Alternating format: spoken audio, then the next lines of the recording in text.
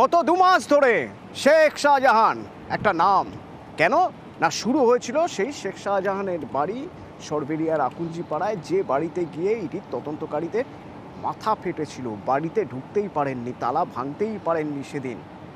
তো সেই শেখ শাহজাহান এখন সিবিআই হেফাজতে। আর ওদিকে আজই দেখা যাচ্ছে এই আকুঞ্জি পাড়ায় এমন কিছু তথ্য প্রমাণ সিবিআই এর হাতে এসেছে যার জন্য সিএফএল নিয়ে অর্থাৎ সেন্ট্রাল ফরেন্সিক ল্যাবের যারা আধিকারিক রয়েছেন বা যারা তদন্তকারী রয়েছেন তাদের নিয়ে চলে গিয়েছেন ওই আকুঞ্জি পাড়ার বাড়িতে। সেই বাড়ির সামনে রাস্তা ম্যাপিং হচ্ছে, ডিজিটাল কিছু ডকুমেন্টেশন হচ্ছে এবং শাহজাহানের নামের সেই মার্কেট সেখানেও তদন্তকারীরা পৌঁছে গেছেন। আর এদিকে তদন্তকারীদের আরেকটা টিম তারা মেডিকেলের জন্য ইএসআই জোকা সেখানে নিয়ে এসেছে শাহজাহানকে। তো যখন তাদেরকে বের করে আনা হচ্ছিল শেখ শাহজাহানকে, একের পর এক অভিযোগ তার বিরুদ্ধে, সেই সব অভিযোগ নিয়ে সংবাদ মাধ্যম প্রশ্ন তুলেছিল, আপনার বিরুদ্ধে এই অভিযোগ, আপনার বিরুদ্ধে ওই অভিযোগ, কি বলবেন আপনি? শেখ শাহজাহান সম্পূর্ণ অস্বীকার করছেন সব অভিযোগ, বলছেন সব মিথ্যে। শুনুন। সব মিথ্যা, সব মিথ্যা, প্রমাণ হবে, আল্লাহ আছে, বিচার একদিন হবে। জোকায় মেডিকেল করানো হচ্ছে শেখ শাহজাহানকে, কিছুক্ষণের মধ্যেই হয়তো জোকা থেকে বের করানো হবে। সেখান থেকে রয়েছেন আমার প্রতিনিধি অর্পিতা। একটু জানতে চাইব, সকাল থেকে তুমি দেখছিলে যখন তাকে বের করে আনা হচ্ছিল তখন তিনি বলছেন যে সব মিথ্যে, সব মিথ্যে। কিন্তু যদি আমি বলি যেদিন প্রথম তাকে নিজামে নিয়ে আসা হয়েছিল সেদিন তার যে বডি ল্যাঙ্গুয়েজ আর আজকের বডি ল্যাঙ্গুয়েজের মধ্যে বিস্তর ফারাক রয়েছে, তুমি কি বলবে? তুমি তো সামনে থেকে দেখেছো। দেখো, সিআইডি হেফাজতে যখন ছিল এই বেতাজ বাদশাহ শাহজাহান, শেখ শাহজাহান, তখন কিন্তু একেবারে তিনি খোশ মেজাজে ছিলেন। কিন্তু সিবিআই হেফাজতে যখন তিনি আসেন গত পরশুদিন থেকেই যথেষ্টভাবে তিনি ভেঙে পড়েছেন। এবং আজকেও আমরা যেটা দেখলাম, যখন আমরা প্রশ্ন করলাম যে আপনার নির্দেশেই কি সন্দেশখালীর ঘটনায় হামলা হয়েছিল, তিনি জানান একেবারে ক্যামেরার সামনে যে সব মিথ্যে, তেমনটাই তিনি অভিযোগ করছেন।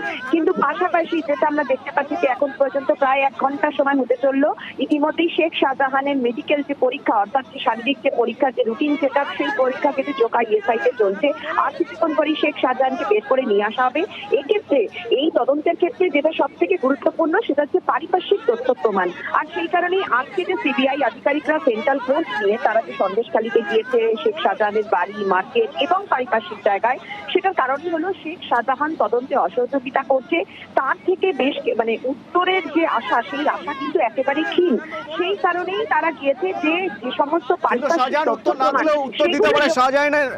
শাহজাহানের মোবাইল, সেই দুটো মোবাইল, যে দুটো মোবাইল গায়েব, গুম হয়ে গেছে, সেই দুটো মোবাইল কোথায় কিভাবে রয়েছে বা সেই দুটো মোবাইলের সম্পর্কে কোনো রকম কোনো তথ্য কি এখনো তদন্তকারীরা পেয়েছেন?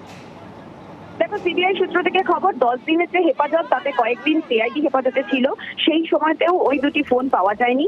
এখনো পর্যন্ত সিবিআই আধিকারিকরা ওই দুটি ফোনের কিন্তু তারা খোঁজ খবর করছে যে কোথায় সেই দুটো ফোন, কি আদৌ আছে নাকি সেটাকে নষ্ট করে ফেলেছে, যে এভিডেন্স বা প্রমাণ নষ্ট করার জন্য, সেই বিষয়টা তারা খতিয়ে দেখছে। পাশাপাশি তার যে ফোন নাম্বার, সেখান থেকে যে সিডিআর বা যে কল লিস্ট, যেমনটা আমরা গতকালকে জানিয়েছিলাম যে এক বিধায়ককে তিনি ফোন করেছিলেন, আরো বেশ কিছু স্থানীয় নেতা, পঞ্চায়েতের সদস্যকে তিনি ফোন করেছিলেন ঘটনার দিন, অর্থাৎ 5 জানুয়ারি, যখন ইডির আধিকারিকরা তাকে যখন ফোন করে শেখ শাহজাহানকে যে 7:20 নাগাদ যে তার বাড়িতে তারা অভিযান করতে আসে, তারপরে কিন্তু একাধিকবার সে বিভিন্ন জনকে ফোন করে, তার মধ্যে একজন বিধায়ককে তিনি ফোন করেছিলেন। কিন্তু তার মোবাইল থেকে এবং পরবর্তীতে অর্পিতা ওই কল লিস্ট হয়তো একটা বড় অস্ত্র হয়ে উঠতে পারে, বড় সূত্র হয়ে উঠতে পারে সিবিআই এর। এবং যে বাড়ির কথা বলছিলে সেই বাড়ি থেকে আমার প্রতিনিধি অমিত রয়েছেন, কারণ সেই বাড়িতে এতদিন পর, দীর্ঘ 2 মাস 3 দিন পর আবার আজ তদন্তকারীরা রয়েছেন এবং তদন্তকারীরা সেখানে সেই বাড়ির ভিতরে যেমন সেখানে তদন্ত করছেন, বাড়ির ভিতর থেকে বিভিন্ন নথি, বিভিন্ন স্পেসিমেন, বিভিন্ন ফরেন্সিক যে বায়োলজিক্যাল স্পেসিমেন বা বায়োলজিক্যাল ডকুমেন্টস, সেই সব বার করার খোঁজার চেষ্টা করছেন। তারই পাশাপাশি ম্যাপিং হচ্ছে, বাড়ি থেকে রাস্তার দূরত্ব কত, মোড়ের দূরত্ব কত, এই সব কিছু হচ্ছে। কি হচ্ছে ওখানে এখন অমিত?